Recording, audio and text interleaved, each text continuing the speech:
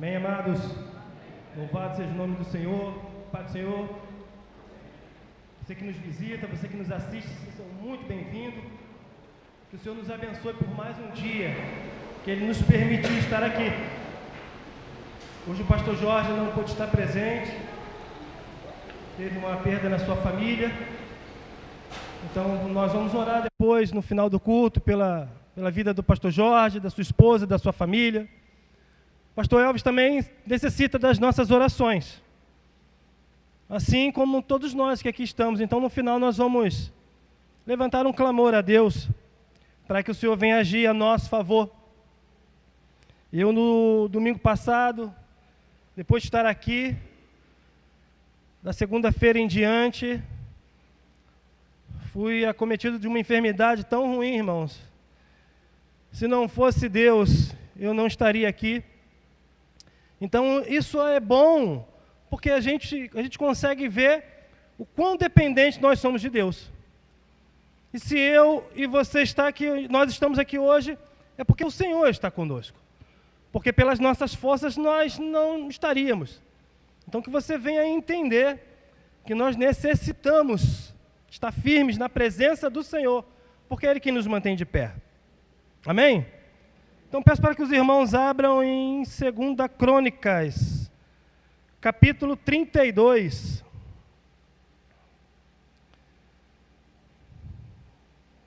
Segunda Crônicas, capítulo 32. É um texto longo também.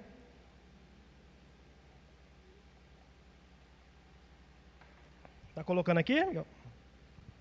Todos acharam?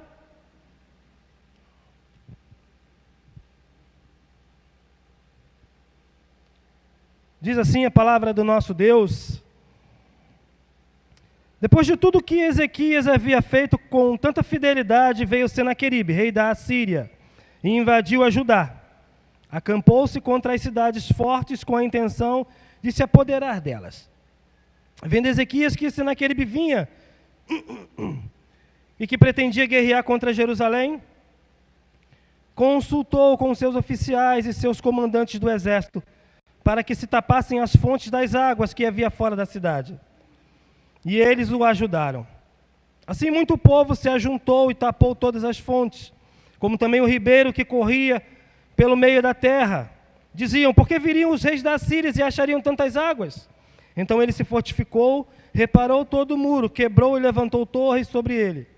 Fez outro muro por fora, fortificou os terraços de apoio na cidade de Davi e fez armas e escudos em abundância. Pôs oficiais de guerra sobre o povo.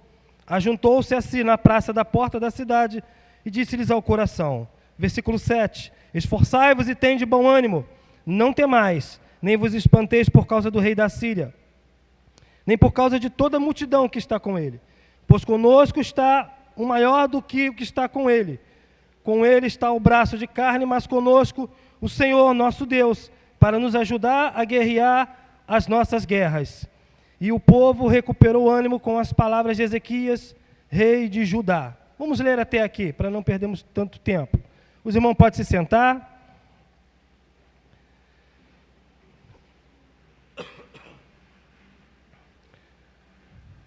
Amados irmãos, quando nós lemos essa palavra, a gente vê uma batalha em que envolvia Ezequias, rei de Judá, e Senaqueribe. Então, quando a gente analisa toda essa batalha, esse contexto aqui, o texto ele inicia assim: depois de tudo o que Ezequias havia feito com tanta fidelidade. Então, o que Ezequias fez com tanta fidelidade? Isso se encontra lá em 2 Crônicas, no capítulo 29. Nós vamos entender o que fez o rei Ezequias. Diz assim, 2 Crônicas, capítulo 29. Tinha Ezequias 25 anos de idade quando começou a reinar, e 29 anos reinou em Jerusalém. Era o nome da sua mãe Abia, filha de Zacarias. Fez o que era reto aos olhos do Senhor, conforme tudo o que fizera Davi, seu pai. Ele, no primeiro ano do seu reinado, no primeiro mês, abriu as portas do templo do Senhor e as reparou.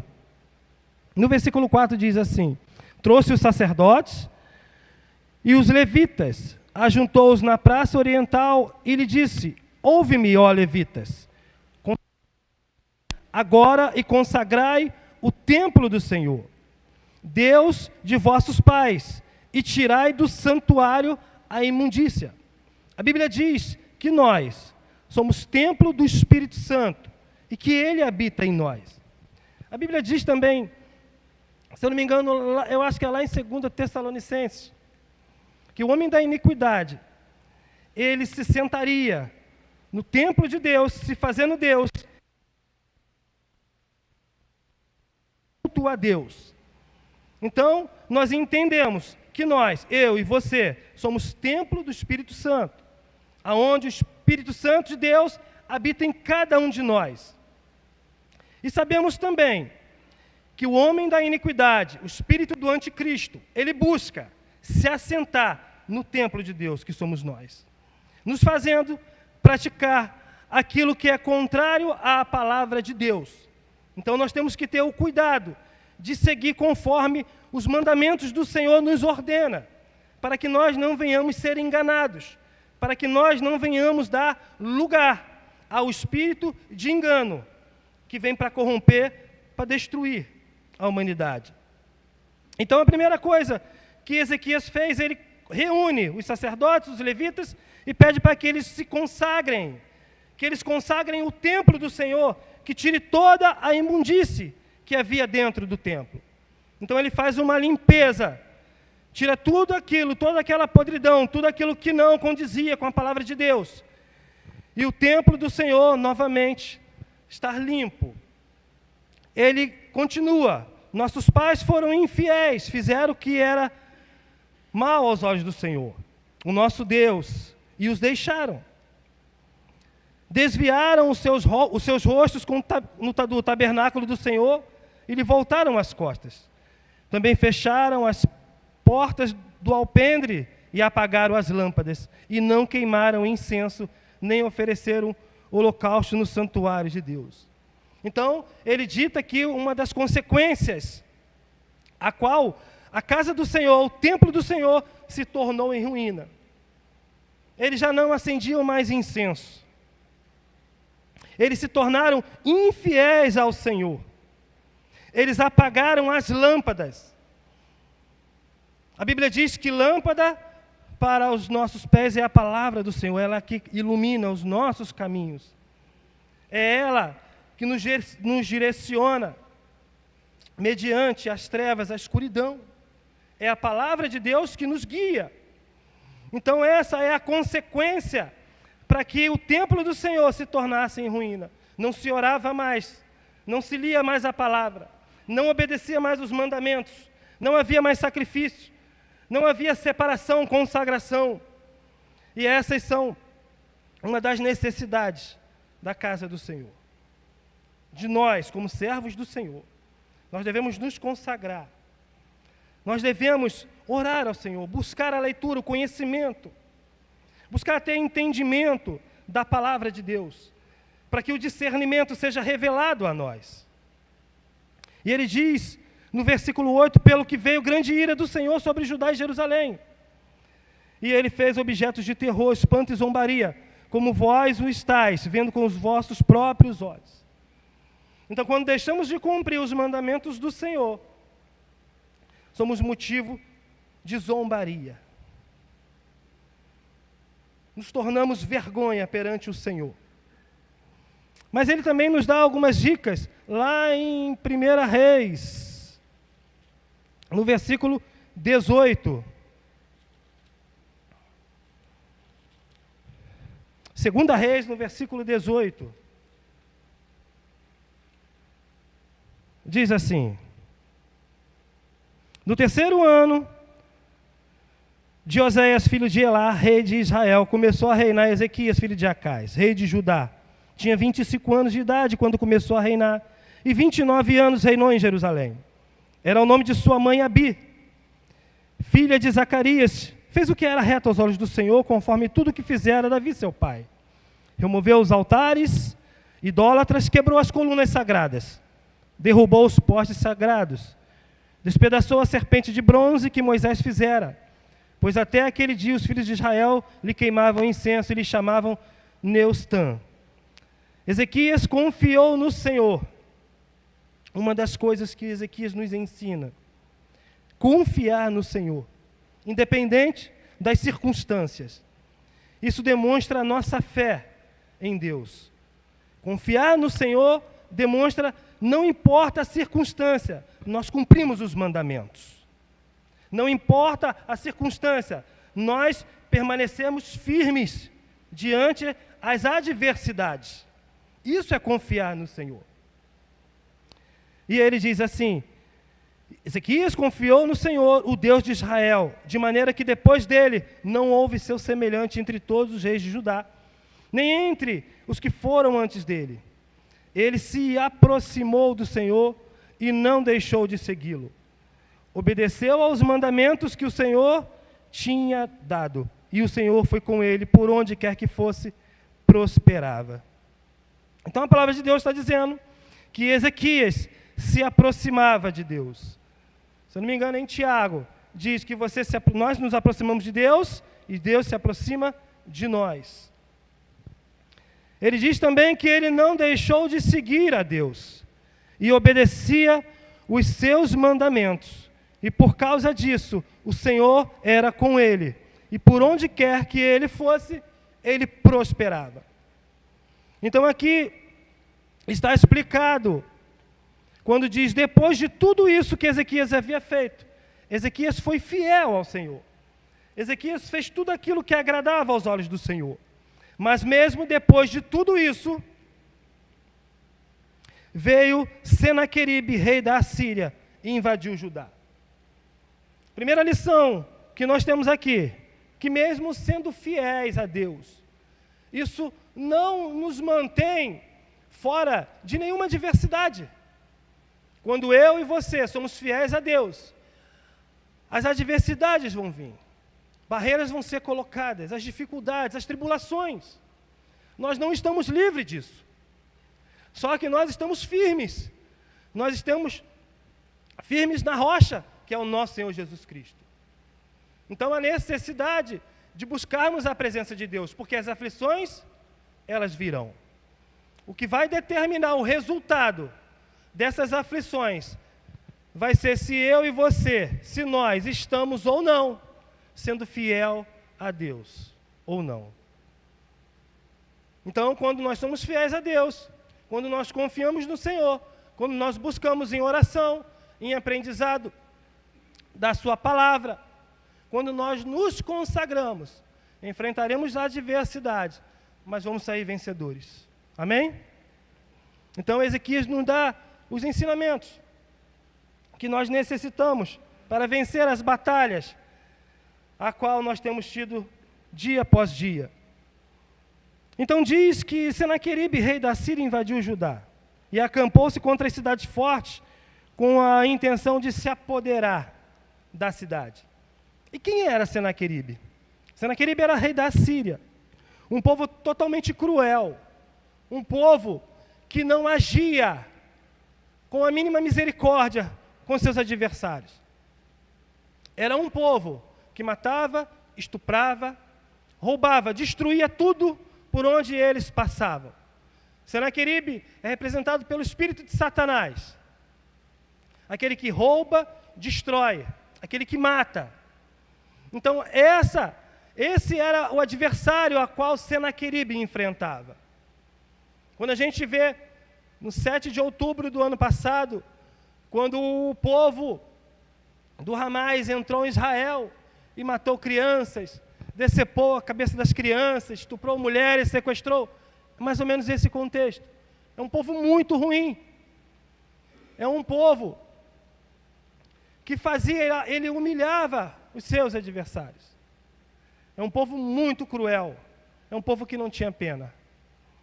Então, esse aqui é o quadro que Ezequias está passando. No versículo 2 diz que vendo Ezequias que Senaqueribe vinha e que pretendia guerrear contra ele, consultou seus oficiais e seus comandantes de exército para que tampasse as fontes das águas E ele diz que essas fontes eram tampadas. No versículo 4 diz assim: assim muito povo se ajuntou e tampou todas as fontes, como também o ribeiro que corria pelo meio da terra. Então ele toma a atitude de tirar aquilo que daria vida aos seus inimigos, a água. Ele começa a tampar. Ele começa a tampar todas as saídas de água. E eu aprendo aqui com Ezequias um fato interessante. Hoje é muito fácil as pessoas identificarem quais são as nossas limitações,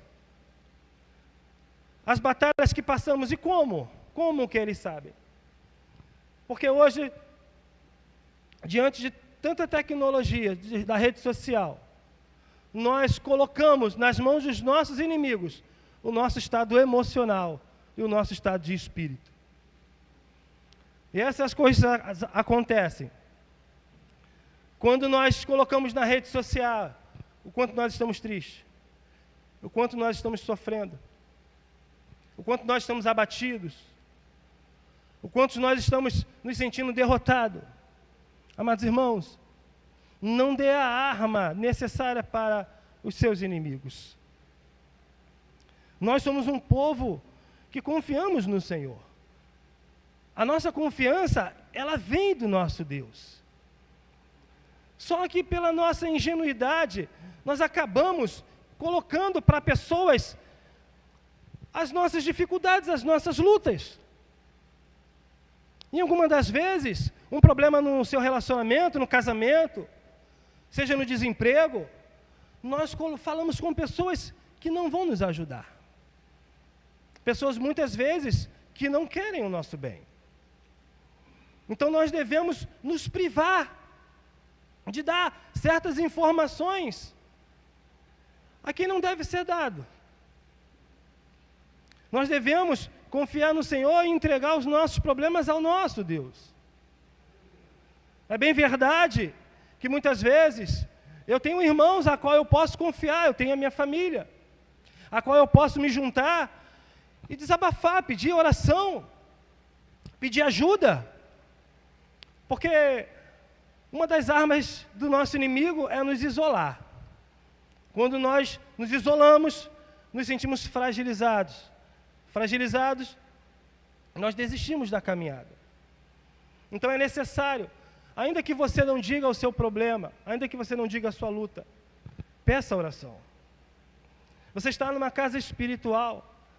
O que nós aprendemos aqui é o que acontece no mundo espiritual. E nós temos que guerrear como o Senhor nos ensina no mundo espiritual, através da oração, através da leitura da palavra.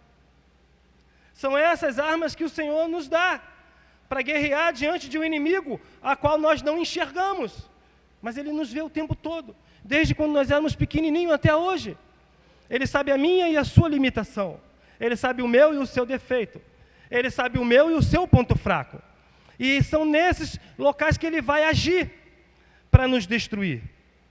Então nós temos que agir confiando no Senhor. Como é que eu confio no Senhor? Obedecendo o que Ele nos diz, obedecendo o que Ele nos ordena. São essas armas espirituais a qual nós devemos lutar. Não fique dizendo quais são os seus problemas. Confesse a Deus. Mateus 6,6.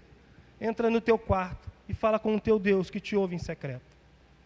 É Ele quem vai nos dar a força que nós necessitamos para vencer as nossas batalhas.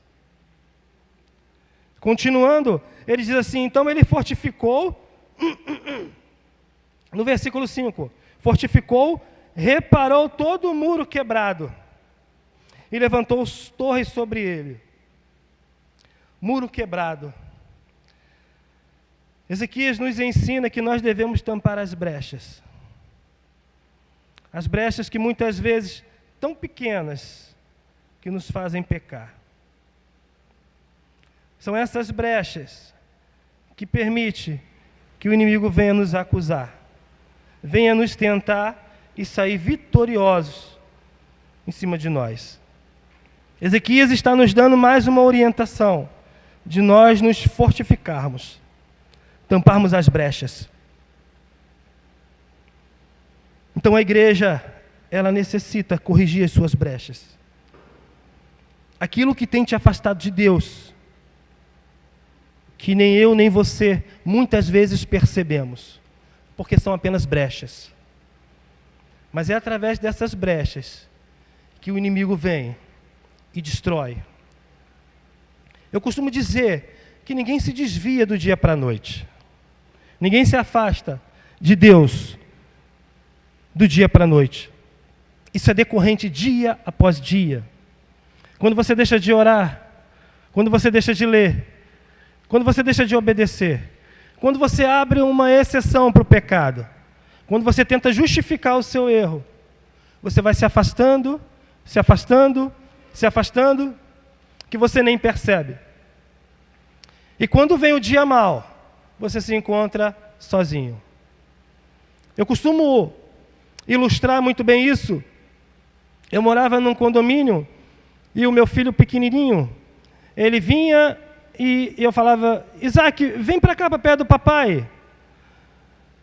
Mas mesmo eu falando, ele não me dava ouvido. E ele ia andando. Uma criança, está aprendendo. E eu deixei para que ele aprendesse. Isaac, vem para cá, filho. E ele ia andando e olhando para trás. Ele se afastou tanto de mim, que quando chegou perto da esquina veio um carro. Ele entrou em pânico. E ele, de repente, ele saiu correndo. E onde estava o pai dele? Longe demais para fazer alguma coisa. Fui eu que me afastei dele? Não, ele que se afastou de mim. Então, é assim na nossa vida. Nós vamos nos afastando, nos afastando, nos afastando, nos afastando. E quando o perigo chega, estamos longe do Pai. Estamos longe demais de Deus. Totalmente vulneráveis. E aí, o inimigo tem vitória em cima de nós. Diz que ele levantou torres sobre ele. Diz lá no Salmo 122. Eu deixei um escrito no Salmo 122, no versículo 7 e no versículo 9, que diz assim: haja paz dentro dos teus muros e prosperidade dentro dos teus palácios. Por causa dos meus irmãos e amigos direi: haja paz em ti. Por causa da casa do Senhor, nosso Deus, buscarei o teu bem. Busque a paz, amado. A paz que excede todo entendimento. No momento de dificuldade, nós devemos buscar a paz de Deus. Nós não devemos agir de maneira desorganizada, de maneira a qual nós venhamos ficar apavorados. Calma, calma. Qual é a dificuldade que você está tendo? Não entre em pânico. Tenha calma, tenha moderação, tenha domínio. São nesses momentos que você tem que mostrar a confiança em Deus. E o desespero pode levar tudo a perder. Então, acalma. Não entre em pânico. Ezequias, ele nos diz que ele fez outro muro por fora e fortificou os terraços de apoio na cidade de Davi. Ele revestiu o muro espiritual. Nós muitas vezes confiamos na força dos nossos braços. E nós obtemos vitória quando nós nos revestimos do espiritual. Então, nós nos envolvemos totalmente com Deus. Buscamos a sua presença. Nos fortalecemos espiritualmente. Porque é isso que vai nos manter firmes e de pé. É isso que vai te dar visão, amados.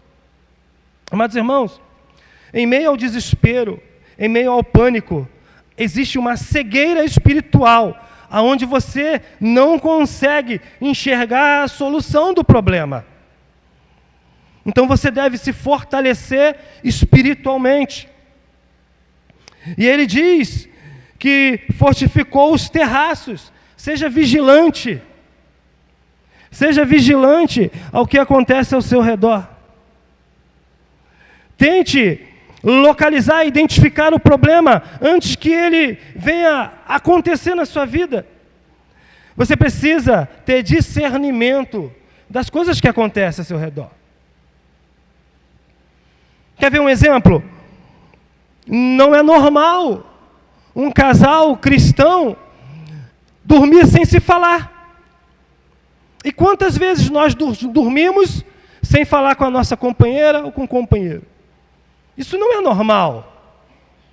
Tenha discernimento, irmãos, de que isso pode ser o início de uma grande tragédia.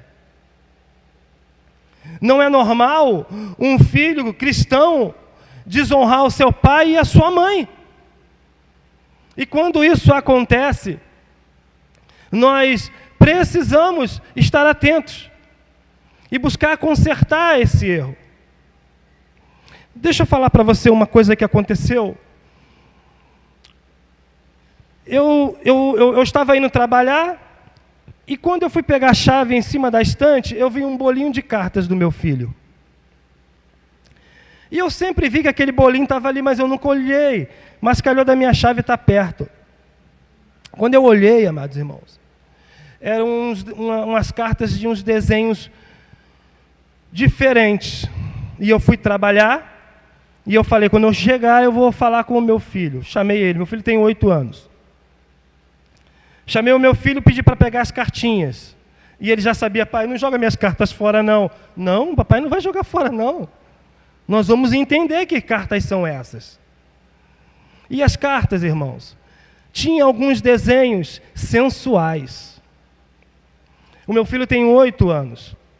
Os irmãos que me conhecem há mais tempo sabem que o meu maior problema era a prisão em pornografia. Porque os meus tios me deixavam desde pequenininho assistir filme pornô. Isso fez um estrago na minha vida. Isso arruinou a minha vida. Então, o meu filho é uma criança. E eu mostrei para ele. Você acha, o que você acha dessa cartinha? Ele, pai, eu acho que não é legal. Mas não joga fora não, pai. Não, eu não vou jogar fora. E eu fui pesquisar os personagens que havia naquela carta. Botei no YouTube e começou a passar os desenhos daqueles personagens com risadas demoníacas. E eu falei, vem aqui ver, filho. Ele, não, pai, eu não quero ver, não. Filho, vem ver. Não, pai, eu não quero ver, não. Você vai ver, filho. Olha aqui.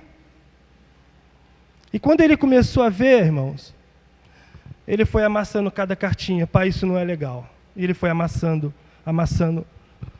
Eu não rasguei a carta dele. Ele mesmo rasgou. Eu só ensinei o caminho a ele. Você entende, irmãos?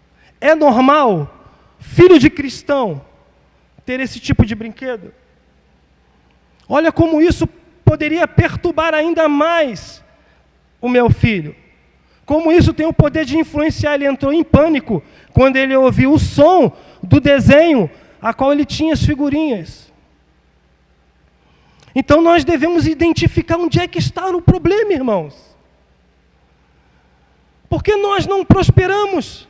Porque a nossa família vive em guerra? Porque o filho não fala com o pai, o esposo não fala com a esposa, o pai não fala com o filho? Porque o relacionamento anda tão difícil? Nós devemos identificar, irmãos. Isso é vigilância. E sanar o problema.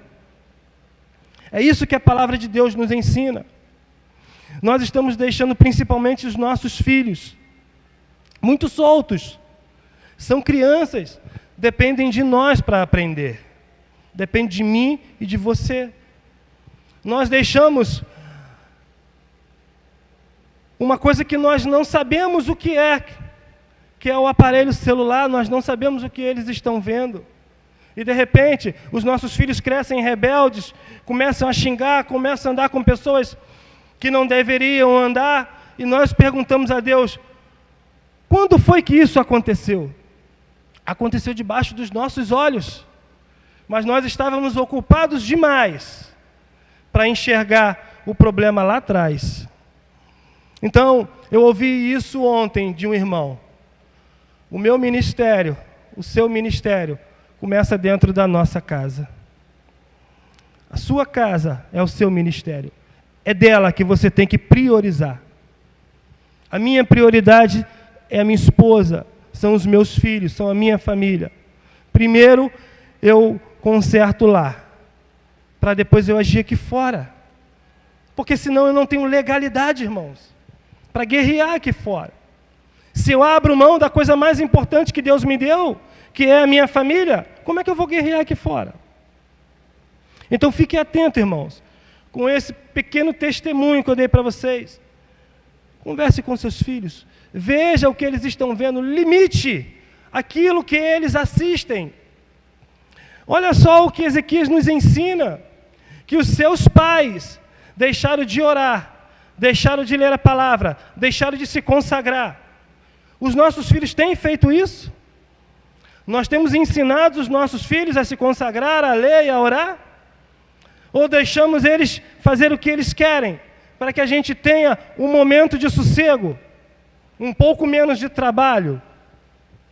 Então, é trabalhoso, mas é prazeroso quando nós criamos os nossos filhos e quando crescem, continuam no caminho do Senhor. Permaneça firme nesse ministério, que é o seu ministério, que é a sua família.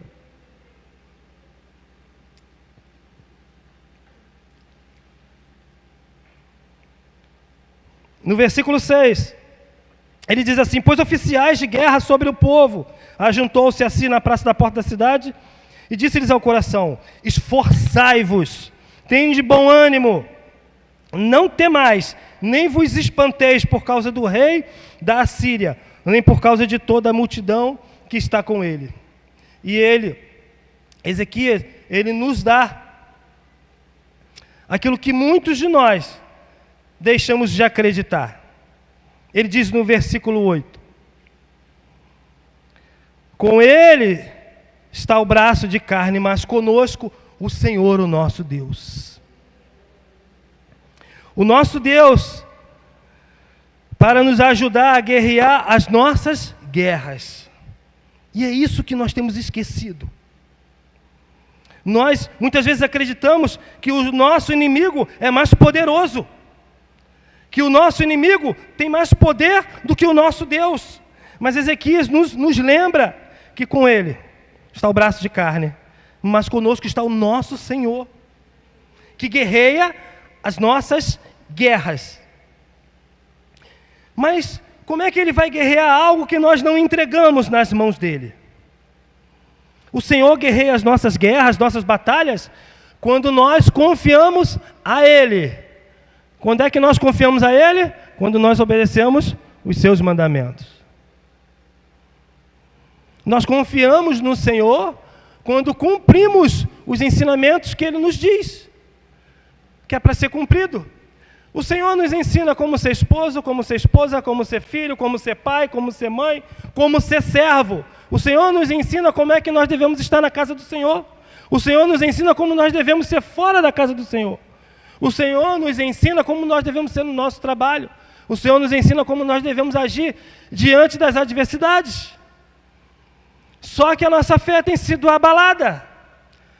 Há tanto falatório na internet, nós não sabemos mais quem ouvimos, nós não sabemos mais em quem acreditamos. E isso gera confusão, nos deixa vulnerável, e nós deixamos de confiar no nosso Deus, que guerreia as nossas guerras. Então nós devemos largar as fábulas, as falsas promessas, e nos voltarmos para a palavra de Deus, que é ela que vai nos direcionar, irmãos. Essa palavra é poderosa, amados irmãos. Eu costumo dizer, eu andava curvado, eu tive um problema sério na coluna, e foi através da leitura de Salmos, eu fui curado. Aos 23 anos, eu andava corcunda, eu andava assim. Eu fiquei quase 1 ano. Tomava a injeção de Profenid todos os dias e nada curava. E só me restava ler a palavra de Deus. E eu comecei a ler aqueles Salmos. e eu fui curado. Acordei num belo dia, não sentia mais nada, irmãos. Eu tenho estudado um pouco o hebraico, e eu descobri que os salmos ele tem o poder na nossa vida, na nossa enfermidade, na nossa vida sentimental. Quando nós lemos simples palavras, que para o mundo são apenas palavras, para nós é poder de Deus. Para nós é transformação de vida, para nós é transformação de caráter, para nós é cura, para nós é libertação. Isso que eles não entendem, mas nós devemos entender e devemos acreditar nisso. Amém, amados? Então, continua. Mais tarde, com ele está o braço de carne, mas conosco o Senhor, o nosso Deus, para nos ajudar a guerrear as nossas guerras. E o povo recuperou o ânimo com as suas palavras, de Ezequias, rei de Judá. Mais tarde, quando Senaqueribe, rei da Síria, e todas as suas forças estavam sitiando, Alaquis enviou os seus oficiais a Jerusalém com esta mensagem. É aquela história, quando não vem Satanás, vem o seu secretário. Diz assim: assim disse Senaqueribe, rei da Síria, em que confiais vós, que vos deixais sitiar em Jerusalém? Não vos incita, Ezequias, para morrerdes a fome e a sede, quando diz: o Senhor, o nosso Deus, nos livrará das mãos do rei da Síria. Não é Ezequias o mesmo que tirou os seus altos e os seus altares, e disse a Judá e a Jerusalém: diante de um só altar vos prostrareis, e sobre eles queimareis incenso?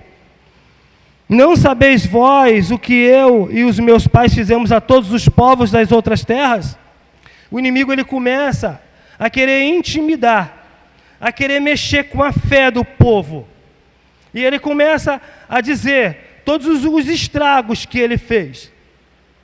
E ele diz assim no versículo 13: não sabeis vós o que eu e os meus pais fizeram a todos os povos das outras terras? Acaso puderam de qualquer maneira os deuses das nações dessa terra livrar a sua terra das minhas mãos? Qual foi de vós os deuses dessa nação que meus pais destruíram? O que o pôde livrar o seu povo do meu poder? Como, pois, poderá o vosso Deus nos livrar das minhas mãos? Então é dado aqui um histórico de vitórias do inimigo. E isso para enfraquecer. Porque ao mesmo tempo que nós recebemos uma palavra de ânimo, nós muitas vezes recebemos uma palavra de derrota. O que vai permanecer é aquilo que nós acreditamos. Na palavra de vitória, que é a palavra de Deus, ou a palavra de derrota, que é a palavra do inimigo. A nossa batalha ela inicia aqui na nossa mente, amados irmãos. Então aquilo que nós vemos diante de nós, não pode determinar se nós sairemos vitoriosos ou não.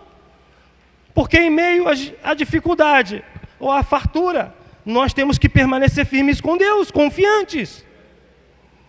Então talvez você tenha uma visão de destruição à sua volta, na sua família, o desemprego, mas o seu espírito emocional, ele tem que estar ativado. O seu espírito, a sua saúde mental, ela tem que estar forte, porque senão você não consegue vencer uma barreira dessa, senão você desiste. Então nós vamos continuar no versículo 2 Reis, no capítulo 18, no versículo 12, no versículo 11, diz uma das principais consequências da derrota. Diz assim: o rei da Síria deportou Israel para a Síria e os fez habitar em Alá, em Gozã, junto ao rio Abó, as cidades dos medos. Isso aconteceu porque não obedeceram ao Senhor, o seu Deus, mas quebraram a sua aliança, e de tudo que Moisés, servo do Senhor, tinha ordenado, não deram ouvidos aos seus mandamentos, nem os praticaram. Então essas coisas aconteceram. A derrota vem por causa da desobediência.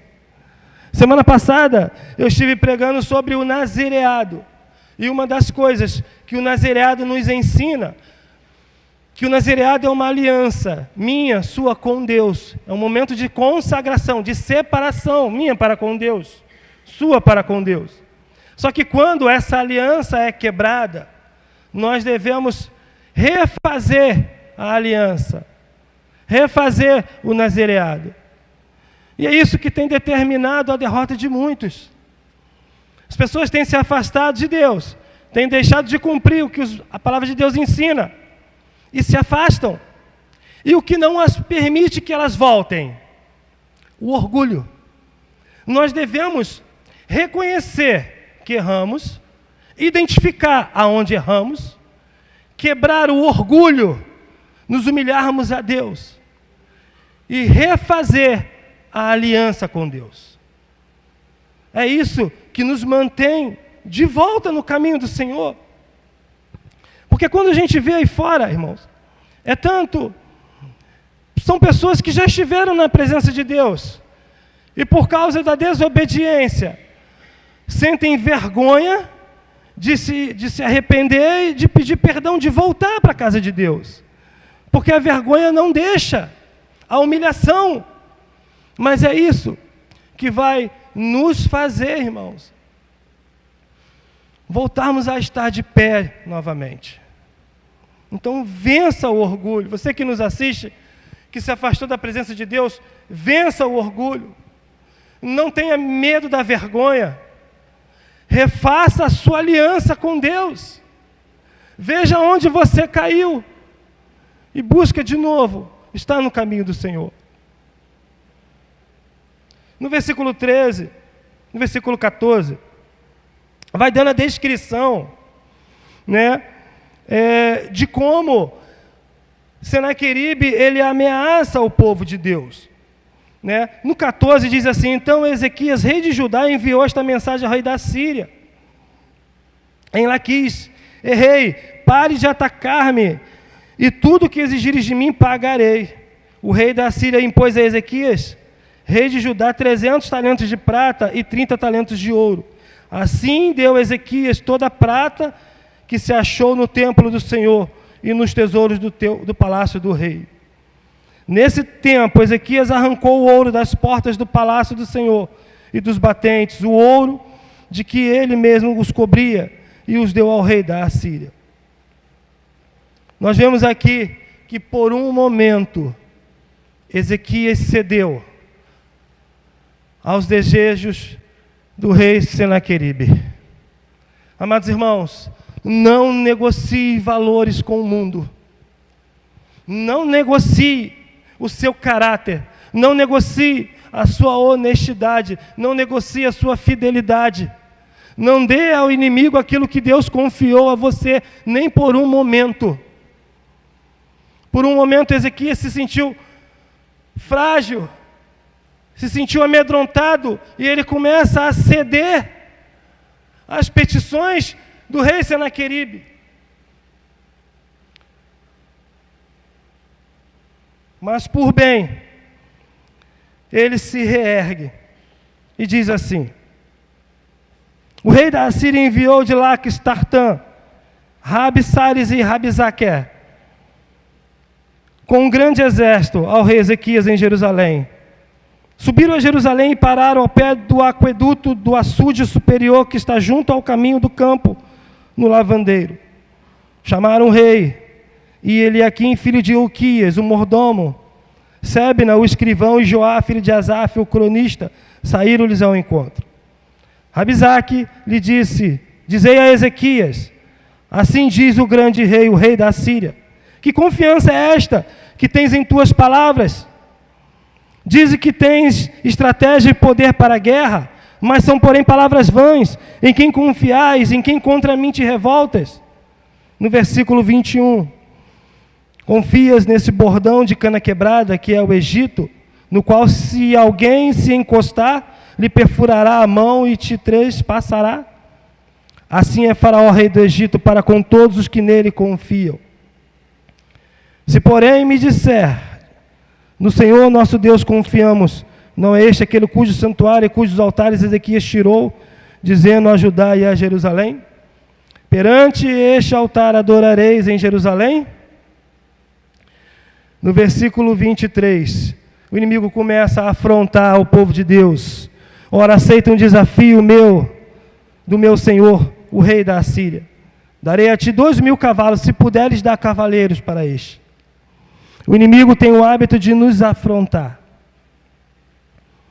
Essa é uma técnica que nos causa medo, que nos faz perder confiança. No versículo 25 diz assim: além do mais, subi eu sem o Senhor contra este lugar para o destruir. Foi o Senhor que me disse: sobe contra esta terra e a destrói. O inimigo usa de mentira para tentar desarticular a nossa fé. O inimigo usa das artimanhas do engano para nos enfraquecer. Quando a gente vê lá no versículo 28, diz assim: então Rabisaque se pôs em pé e clamou em alta voz, em judaico: ouvi a palavra do grande rei, do rei da Assíria. Assim diz o rei: não vos engane, Ezequias, ele não vos poderá livrar da minha mão. Tampouco vos faça, Ezequias, confiar no Senhor, dizendo: certamente livrará o Senhor a esta cidade. Não será entregue nas mãos do rei da Assíria. Entende o que acontece aqui, irmãos? Ezequias, ele fortalece o povo, ele traz ânimo, e o inimigo, ele dá um descrédito às palavras de Ezequias. E nós vamos entender como é que nós ficamos tão vulneráveis. Em alguns momentos temos palavras de fé, de confiança, de perseverança, e em outros momentos nós damos ouvidos a palavras de derrota, a palavras de desistência. Olha o que acontece no versículo 31. Não deis ouvidos a Ezequias, assim diz o rei da Síria: fazeis as pazes comigo, e vinde a mim, e coma cada um da sua vide, e de sua figueira, e beba cada um a água da sua cisterna. Ele faz uma proposta, irmãos. Ele diz para que o povo venha se render a ele, para que venha fazer as pazes com o mundo. Essa é a proposta de Satanás. Volta a fazer as pazes comigo. Esquece o que estão te falando, está dando tudo errado. Você está caminhando, olha quanto tempo você está na igreja, você continua com a mesma luta. Olha os desafios que você tem. Olha quantas batalhas. Que Deus é esse que não te dá vitória? Que Deus é esse que não restaura o teu casamento, que não abre a porta de emprego? Muitas vezes você abre a porta do armário, não tem nada para comer, só tem um punhado de farinha. A Bíblia não diz que Deus é um Deus de fartura? Essas são as palavras do inimigo. Eles colocam em dúvida a provisão de Deus. E para tudo há um tempo e um propósito. Nós devemos ter essa ciência, que as coisas elas necessitam de um tempo, de um preparo. Eu há quanto tempo eu me contaminei com os alimentos desse mundo, e hoje eu quero emagrecer, só que eu quero que aconteça de forma rápida. Só que foram muitos anos, irmãos, comendo muita coisa ruim, e hoje quando a saúde ela começa a fraquejar, a gente quer a solução do dia para a noite, e não é dessa maneira. Assim é conosco. Tanto tempo no mundo, tanto tempo afastado de Deus, e quando voltamos para a casa do Senhor, queremos o resultado imediato. Mas aquilo que nós fizemos lá atrás, existe uma coisa chamada consequência, e essa consequência é que vai nos amadurecer. Nós vamos entender que aquilo que passamos são consequências daquilo que praticamos lá atrás. E essas coisas precisam ser curadas. Essas coisas precisam ser tratadas. Só que isso não é para nos enfraquecer. Isso, pelo contrário, isso nos fortalece. Quando nós entendemos que Deus está nos fortalecendo diante da consequência dos nossos pecados, Ele está nos ensinando a vencermos as nossas batalhas. Quando você confia no tempo de Deus, você entende que Ele está tratando algo a qual você nunca mais vai voltar a fazer. Entende? Se eu e você acreditarmos nisso, quando passamos por situações causadas por nós mesmos, o Senhor vai nos ensinar a batalhar através disso. Então, se eu traio a minha esposa e eu me arrependo, e chega uma pessoa, 9 meses depois, diz que tem um filho meu, essa é a consequência. Eu preciso tratar isso. Eu preciso arcar com as consequências do meu pecado e amadurecer, para que eu não venha nunca mais fazer aquilo. É dessa maneira.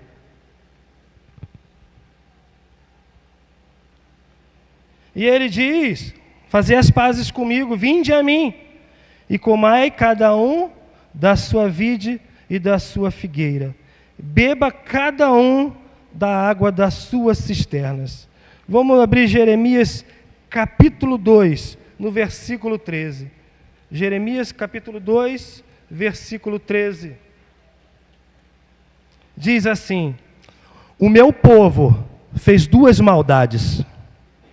A mim me deixaram um manancial de águas vivas e cavaram cisternas rotas que não retêm água. Então, olha a proposta do inimigo. Beba cada um da água da sua cisterna. E Deus nos mostra que o povo fez 2 maldades. A primeira, deixaram ao Senhor o manancial de águas vivas. Está dizendo assim: vocês deixaram o manancial de águas vivas, que é a minha palavra. E a outra que fizeram, cavaram para si suas próprias cisternas, que não retêm águas, cisternas quebradas. Lá em 2 Timóteo, capítulo 4, versículo 3, diz assim: porque virá tempo em que não suportarão a sã doutrina, mas tendo coceira nos ouvidos, se cercarão de mestre, segundo as suas próprias cobiças, e se recusarão a dar ouvidos à verdade, voltando-se às fábulas. Cavaram as próprias cisternas. 2 Timóteo capítulo 4, versículo 3 e 4, diz que esse povo abandonou o manancial de vida, que é a palavra do Senhor, e cavaram para si cisternas próprias. Trouxeram para si aquilo que lhe agradavam, não aquilo que agradavam a Deus. Essa é a proposta do inimigo. Que você venha agir conforme seja a tua vontade, e não a de Deus. Então olha como é que nós devemos estar atentos, irmãos. Quando nós desviamos um pouquinho da verdade, nós fazemos aquilo que o inimigo nos promete. As falsas promessas de Satanás. E ele continua: até que eu venha e vos leve para uma terra, a vossa terra de trigo e de cereal, terra pão e de vinhas, terras de oliveiras, de azeite e de mel. Escolhei vida e não a morte. Não deis ouvidos a Ezequias, pois vos engana, dizendo: o Senhor nos livrará. Mentira! O inimigo tem mentido para muitas pessoas, a qual acreditam nos seus próprios desejos, e se afastaram do Senhor, e o pior, que nem percebem, irmãos. Pessoas hoje permanecem dentro da igreja, a qual é pregado aquilo que lhe agrada, a qual ele permanece, ele se encontra distante do Senhor, e ele não consegue perceber. Ele acredita que aquilo que ele está fazendo é a vontade de Deus. No versículo 33 diz assim: o povo, porém, ficou calado. e não lhe respondeu uma só palavra, porque o rei havia ordenado. E não lhe responderam. A palavra de Deus diz que não nos convém contender. Não entre em contenda, irmãos. Não entre em contendas. Não entre em falatórios, em debates diante da palavra de Deus. Fique com aquilo que você acredita. Não crie discussões em relação a isso. A Bíblia diz que enquanto o representante da Assíria falava essas palavras, as pessoas que estavam em cima do muro davam ouvidos. E o que é estar em cima do muro? Existe o povo inimigo, existe o muro e o povo de Deus. O povo de Deus pronto a guerrear. Aqueles que estão em cima do muro são aqueles que dão ouvidos ao que o inimigo está falando. E permite com que haja dúvida. Não dê ouvido ao que o inimigo tem falado. Não acredite que você é um derrotado. Isso é mentira, você não é um derrotado.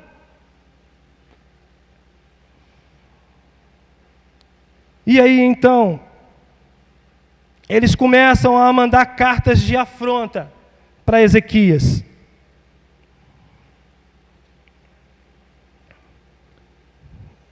Diz assim, no versículo 17, o rei também escreveu cartas blasfemando do Senhor, o Deus de Israel, e dizendo contra ele, assim como os deuses das nações das outras terras não livraram o meu povo das minhas mãos, assim também o Deus de Ezequias não livrará o seu povo das minhas mãos.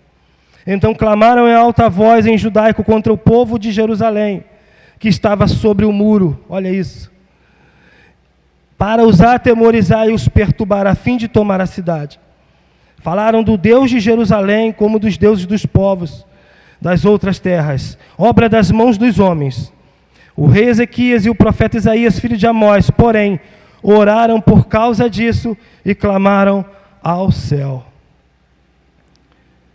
Diante de tanta afronta, diante de tanto perigo, Ezequias toma uma atitude a qual nós devemos tomar. Entregar ao nosso Deus as afrontas a qual nós temos recebidos. E essa oração que Ezequias faz se encontra em 2 Reis, no capítulo 19, no versículo 15. Ele pega toda aquela afronta, toda aquela dificuldade e ora ao Senhor. E é isso que o povo de Deus tem que fazer diante das dificuldades, orar ao Senhor. E nós vamos ler a oração de Ezequias, que diz assim, orou Ezequias perante o Deus, o Senhor, Deus de Israel, que habitas entre os querubins, tu mesmo, só tu, és Deus de todos os reinos da terra. Tu fizeste os céus e a terra. Inclina, Senhor, o teu ouvido e ouve, abre, Senhor, os teus olhos e vê, e ouve as palavras que Senaqueribe enviou para afrontar o Deus vivo. Verdade é, ó Senhor, que os reis da Assíria assolaram essas nações e as suas terras, lançaram os seus deuses no fogo e os destruíram, pois não eram deuses, mas obra das mãos dos homens, madeira e pedra. Agora, ó Senhor, nosso Deus, livra-nos das suas mãos, para que todos os reinos da terra saibam que só Tu és Senhor e Deus. Então ele entrega todos os seus problemas, toda essa afronta, nas mãos do Senhor. E ao entregar, irmãos, o Senhor responde a Ezequias. Amados irmãos, o Senhor responde a minha e a sua oração. Quando nós buscamos a presença de Deus, Ele nos responde. Ele nos faz enxergar aonde nós erramos. A Bíblia diz assim, buscar-me-eis e me achareis, quando me buscardes de todo o vosso coração. E esse tem sido um dos problemas. Nós temos buscado o Senhor de todo o nosso coração? Ou nós temos confiado mais nos nossos próprios entendimentos? Ou nós temos dado crédito àquilo que o inimigo tem falado aos nossos ouvidos? O Senhor responde a Ezequias. Diz assim no versículo 20, Então Isaías, filho de Amós, mandou dizer a Ezequias: assim diz o Senhor, Deus de Israel: o que me pediste acerca de Senaqueribe, rei da Síria, eu te ouvi. Esta é a palavra que o Senhor falou a respeito dele. A virgem, a filha de Sião, te despreza e zomba de ti. A filha de Jerusalém meneia a cabeça por detrás de ti. A quem afrontaste e blasfemaste? E contra quem levantaste a voz e ergueste os olhos soberbos? Contra o Santo de Israel. Por meio dos teus mensageiros afrontaste o Senhor e disseste: com a multidão de meus carros subi ao alto dos montes, aos lados do Líbano, cortei os seus altos cedros e os seus mais formosos pinheiros, e entrei nas regiões mais remotas, no melhor das suas florestas. Eu cavei e bebi águas estrangeiras, com as plantas dos meus pés sequei todos os rios do Egito. Não ouviste que já há muito tempo planejei isso? Já desde os dias da antiguidade o tinha planejado? Agora, porém, faço acontecer. Eu quis que tu reduzisses as cidades fortificadas a montões de ruínas. Por isso os moradores delas, sem forças, ficaram pasmados e confundidos. Tudo foi permissão de Deus. Eram como erva do campo e erva verde, e o capim dos telhados e o trigo queimado, antes de crescer. Eu, porém, conheço o teu assentar e o teu sair, e o teu entrar, e o teu furor contra mim. Por causa do teu furor contra mim, e porque a tua revolta subiu até os meus ouvidos, porém o meu anzol no teu nariz, e o meu freio na tua boca, te farei voltar pelo caminho por onde vieste. Isto te será por sinal: este ano se comerá o que nascer por si mesmo, e no ano seguinte o que daí proceder. Mas no terceiro ano plantai e colhei, plantai vinhos e comei os seus frutos. O que escapou da tribo de Judá e ficou de resto, tornará a lançar raízes para baixo e dará fruto para cima. Pois de Jerusalém sairá o remanescente, e do monte de Sião o que sobreviveu. O zelo do Senhor fará isso. Portanto, assim diz o Senhor acerca do rei da Síria: não entrará nesta cidade, nem lançará nela flecha alguma. Tampouco virá perante ela com escudo, nem levantará rampas de cerco contra ela.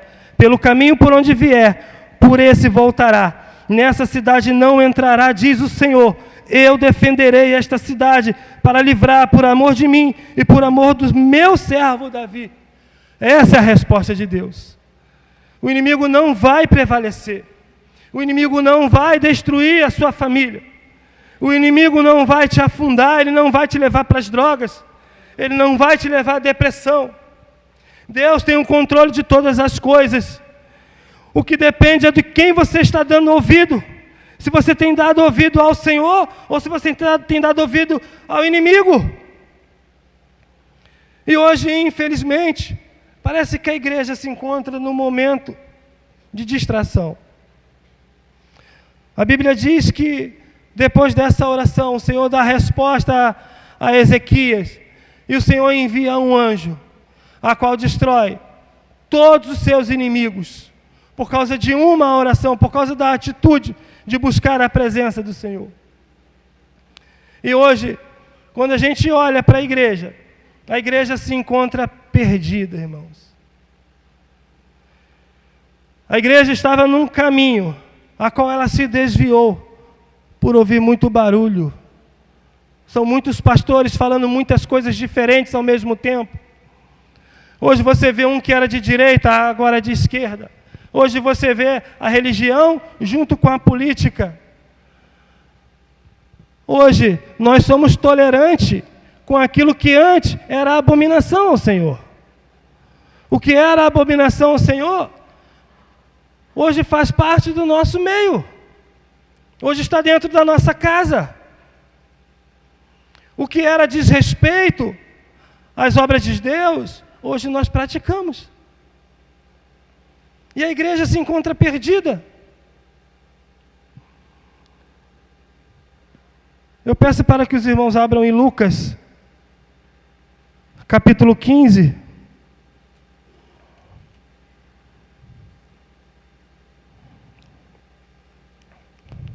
A parábola da dracma perdida.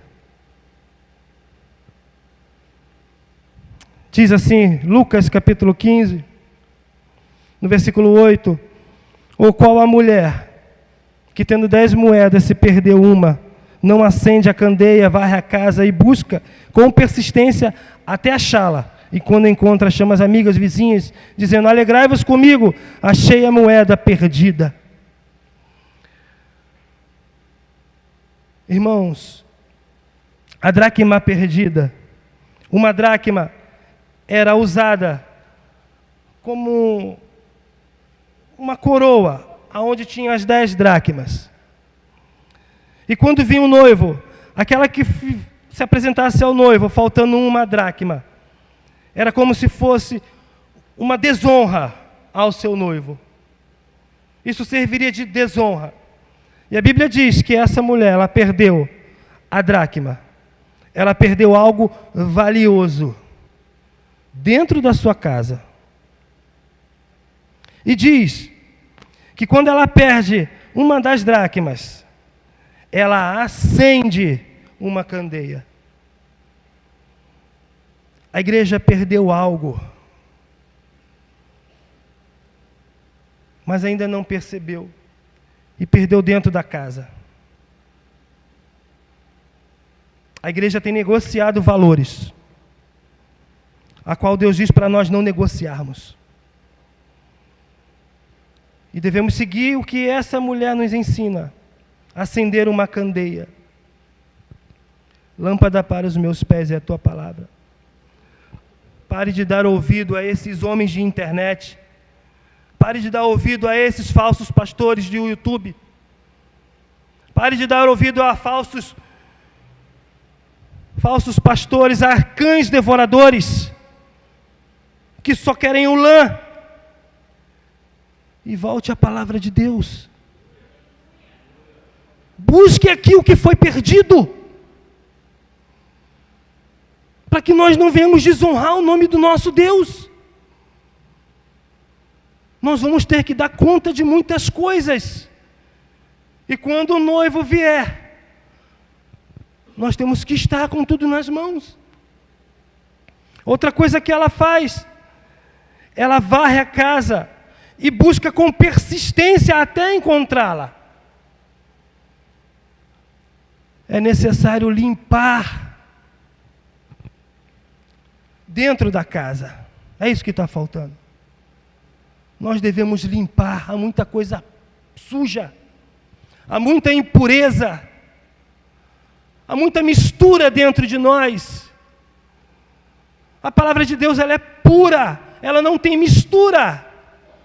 E por que está essa mistura, essa contaminação dentro de nós? Foi aqui que nós nos perdemos, irmãos. Deixamos de ouvir a palavra de Deus. Quanto tempo nós dedicamos essa semana à leitura da palavra? Falo por mim também. Quanto, irmãos? Quanto tempo você orou essa semana? Quantas horas por dia você se separou? Só você e a palavra de Deus para ler, para buscar a presença de Deus.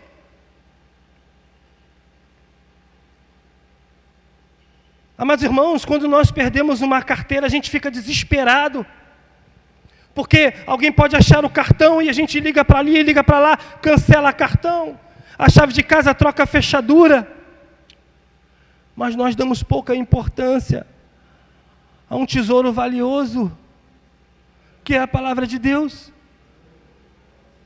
Eu costumo usar um exemplo. Qual a coisa mais importante que eu e você tem, amados, que Deus nos deu? É a salvação.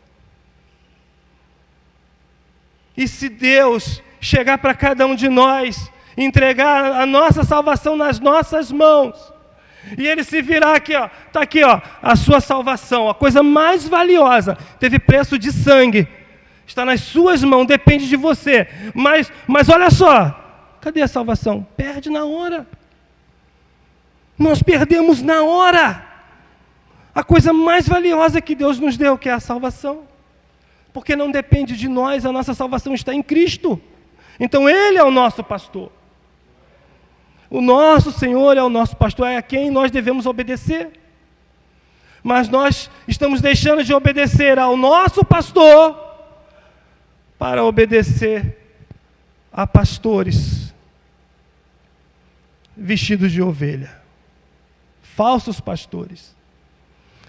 Estamos deixando de acreditar na palavra de Deus para acreditar na palavra de homens. E por isso a igreja está do jeito que está. Devemos voltar às práticas de buscar a presença de Deus. Tudo que foi falado aqui, irmãos, pode mudar a vida. Isso transforma a vida. Seja vigilante com seus filhos. Seja atento com os mandamentos de Deus. Limpa a casa, irmãos. Limpa a casa. Tem muita sujeira, tem muita coisa que você não pode assistir que você está assistindo. Tem muita coisa que você está ouvindo que não é para ouvir. Tem muita coisa que você está falando que não é para ser falado.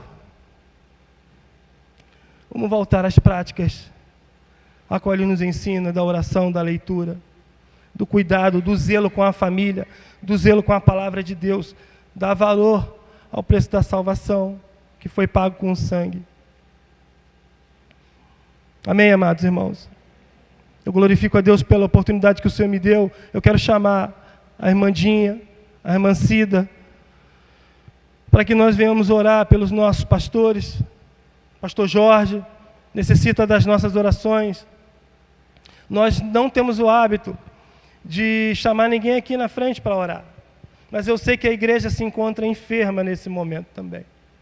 Há pessoas aqui que pensam em desistir, que não sabem nem como agir. Há pessoas que estão perdidas dentro da casa de Deus. Você precisa encontrar onde é que você caiu.